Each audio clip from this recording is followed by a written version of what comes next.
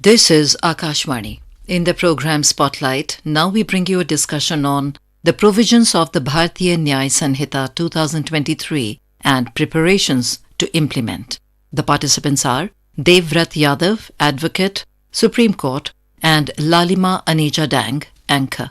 Well, the legal system is all set for an overhaul, and we have Bharatiya Nyaya Sanhita in place. Surely it's been a humongous exercise. I'm Lalima Aneja Dang, and for more on Bharatiya Nyaya Sanhita, we have Supreme Court Advocate Shri Devvrat Yadav ji with us. Namaskar Devvrat ji, and welcome to Akashvani Studio. Namaskar. So we had this Indian Penal Code, which was introduced by the colonial system, by the Britishers. Was there actually any need for Bharatiya Nyaya Sanhita? Yes, there was an absolute need for Bharatiya Nyaya Sanhita. Reason being, this Indian Penal Code came into being in 1860. And that too, it was recommended in 1835 when the first Law Commission of India reports came. And then they said that there should be something like the Indian Penal Code. So then they specifically made a penal code for Indian situation, for the British Empire, so that people can be their slaves for a lifetime. So they put a lot of things in, lot of sections, lot of crimes which are not relevant now. In our contemporary time, they are not at all relevant. And all these things, they must be changed. So now this Bharatiya Nyaya Sanhita, we have this Nyaya Sanhita which is likely to be enacted by in July 2024. Yes, you correctly said that the IPC or the Indian Penal Code actually was designed by the Britishers and wasn't really so appropriate for the Indians as citizens. And 75 years down the line, post-independence, I think it was time for a reform. Our legal system has always talked about corrective reform, quote unquote. Does this Bharatiya Nyaya Sanhita live up to its spirit? Because we have often heard about community service, which is very rampant abroad in the punishment, you may call it. But the provisions of community service, we have not seen much of it in our legal system now. But now in the Bharatiya Nyaya Sanhita, we see this word cropping up very often. Do you think that actually now this is the corrective reform? Yes, now there are very corrective measures in this, which are in the extent that to the corrective reforms which we can refer to. The reason being that in global scenario, we'll look, there are a lot of countries in Europe and also in Latin America and Americas also. Then they follow these corrective measures. They give the community service, even sometimes for serious offenses which people do out of necessity or something. Then also there have been cases where the community service has been given. And because the criminal was very much cooperative and then he was very much, he wanted to change himself. So because the point is this, the reason is that we do not want to fill up our jails with people who do not want to get reformed. If there are people who do not want to get reformed, what we will achieve? They'll come again after 10 years or maybe 15 years and then again they'll commit the same offenses. And then again we'll have to fill them up. So the point is that we need to change them mentally so that they feel that they regret in their time that something they did that should not have happened. So that thing to happen, all these global things to happen here in India, we have enacted these community service. Now in lot of sections for petty offenses, that's good that in India we are not enacting community service for serious offenses. For petty offenses where robberies of like 100,000 rupees or something like that, then we can give community service. Although the courts were giving the community service, as I won't say that this is a punishment, this is a corrective reform. So the courts, when there were matters, when the questions of 5 hours was done, then the courts were already saying that so and so that the criminal will go to some place where old age homes or these hospitals are there, and then they'll do their duty. They'll help the aged people, and something like that was always happening inside the courts. Now this is in the legal frame. So now things will definitely change for the better. Indeed, many of jails are overburdened, so that will take the load off them as well, apart from bringing reform in the society. Devvratji, we talk often about lynching. We have seen a few incidents of lynching, and now in this new Bharatiya Nyaya Sanhita, we see that 5 or more people involved in lynching would be considered a mob. And initially, in the present circumstances, in the present system, lynching would mean that if it's a mob, whom do you pinpoint? Against whom do you have the FIR? So here now, this has been made punishable and punishable with death. Do you think that this can be a great deterrent? Because sometimes when, mob mentality goes haywire and then serious crimes are committed, where do you see this going? This will definitely act as a deterrence. Reason being, because everyone is afraid of his life. If his life is being taken, then he'll definitely like to stop somewhere. The reason is now the definition has been added in section 123, subsection 2. I'll read the definition so that listeners can be very clear. definition is when a group of 5 or more persons acting in concert commits murder on the ground of race. Now, this is important. When they commit, then they are acting in a concert, like they act in a particular way. They have a particular aim in their mind. And then they are committing the act on the ground of race, caste or community, sex, place of birth, language, personal belief, or any other similar ground. Then each member of such group, now this is important. It's not like that one person or you can pinpoint to 2, 3. Then everyone, even if it is 100, 1,000, then each member of such group shall be punished with death or with imprisonment for life and shall also be liable to fine. So this is very clear that now every person will be now punished with death. But I'll also say one thing. At times this has happened that when you put a condition like that, you will be punished with death, then the people most likely, criminals, those who are committing the crime, they are most likely to finish the victim completely. Like they'll kill it so that he is not able to tell. Identify. So that he is not able to identify, he is not able, because then he is no more. The situation. It happens in a lot of time. It has happened in rapes or in murders. Like they want to leave at point, but then they just completely annihilate the victim so that he is not able to tell anything. Yes, like they say that every point has a plus and minus to it. Also, this kind of law will remove anonymity from the minds of the mob. Moving on, there is also a talk about sedition. Sedition is no longer an offense. Treason is. What is the difference between the two and how do you see this? In Indian Penal Code, there was Section 124A. Now, Section 124A, now how that came into being? It was earlier not part of the Indian Penal Code. Reason being that it is 124A, so it was like later it was added to the Indian Penal Code.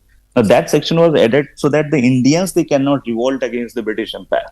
So they made it very wide, very vague and very open.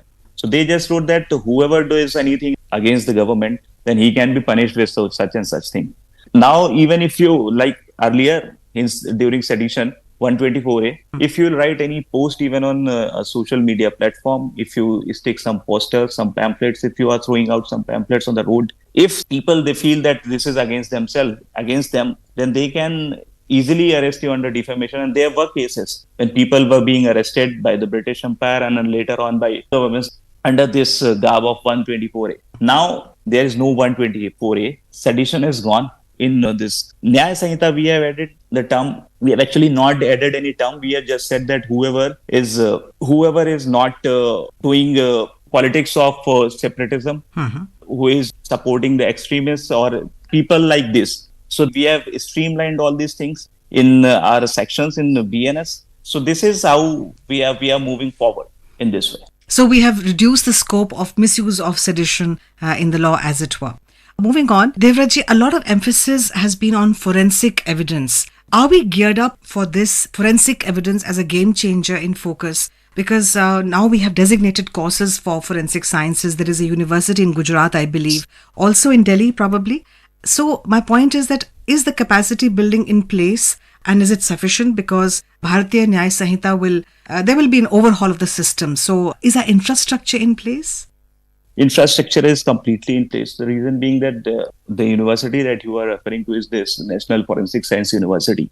This is a university which is having this mandate to cater to specific situations when we need to investigate and complete things. There have been landmark cases in India where the criminals, they have been acquitted by the court or later on by Supreme Court. There are various examples. I'll not take a name. But then the reason being, they were acquitted because the forensic departments of those departments which were conducting the investigation, they were not capable enough. Right. They were not equipped. They were not technically equipped, and they were also not having the instruments or maybe the specific knowledge to gather information regarding a particular crime. So now there are various courses. In Delhi University, there have been a course in forensic science from last 10 years as I've been in Delhi University. So I know there was already a course in Delhi. And then there is also one more university in Delhi. There is this National Forensic Science University. And most of the places where biology is taught, I guess, then there is a plan to start a forensic department in those branches where it is feasible. So we are readily moving in the direction where we'll be very much complete in our forensic department. Right. So when we talk of infrastructure, A is technological, like forensic sciences. B is that a new India is now a digital India. So when we go for digitized courts, we need a robust IT system with proper infrastructure. Will the digital records help in streamlining? Because we do have a huge volume and there is a huge backlog of cases. Again, is the infrastructure in place?